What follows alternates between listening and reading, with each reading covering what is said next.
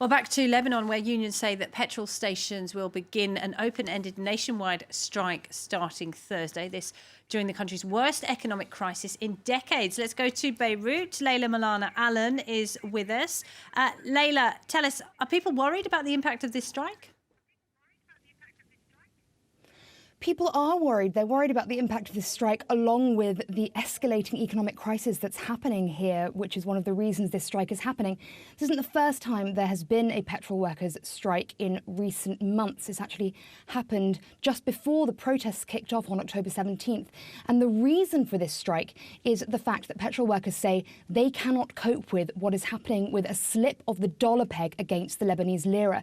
Now, this is a peg that has held for over 2 decades, and it's helped to artificially contain the currency and give it some backing to make it seem like it's worth more than it actually is. The IMF estimates that the Lebanese currency is actually overvalued by about 50%. But what's been happening in recent months is that peg has been slipping, and that means that while banks maintain the rate of 1,500 approximately to the dollar, 1,500 Lebanese lira, what's happening on the street is the rate is much, much higher. And because petrol is one of the commodities that is bought from overseas traders, they are charging a higher rate. Petrol workers say they simply cannot sustain paying those higher rates to the importers. And because petrol is one of the commodities within the country that is the rates are controlled by the government, petrol workers cannot increase the price of petrol. So they're saying they're sustaining all of that hit. Now, out on the streets today, rates were being quoted as up to 2,100 lira as opposed to the bank rate of 1,500 lira per dollar. So huge escalation there. And it's affecting all parts of society. It's also affecting the ability to import medicine and medical supplies. So hospitals are suffering.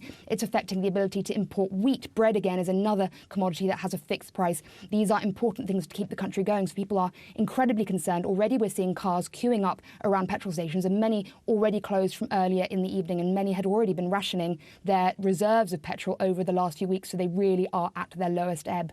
And Layla, what has been the response of the government to the impending fuel strike and also the wider economic crisis?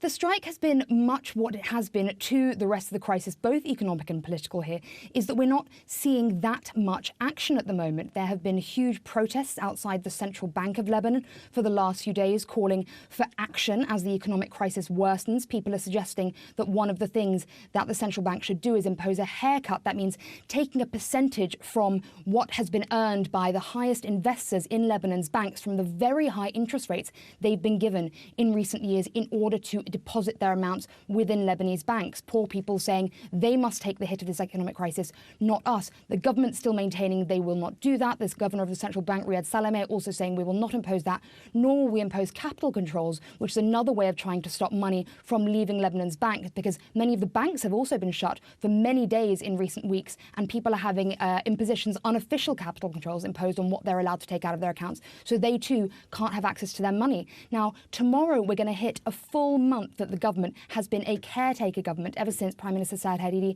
resigned on the 29th of October. There was a potential new Prime Minister mooted 2 weeks ago, Mohammad Safadi, but he was very unpopular because he was another billionaire who, again, protesters say is unqualified for the role because they want all the elites out of the government. They don't want them governing the country anymore. They say they're out of touch with the people and they don't represent them. Now, tomorrow, President Molana-Allen has finally called for what he says are consultations to select a new Prime Minister for the country. Whether that will go ahead, whether they'll achieve forming a new government is one question. It hasn't been confirmed that they do have a candidate they're a fan of, although there are a few names floating around.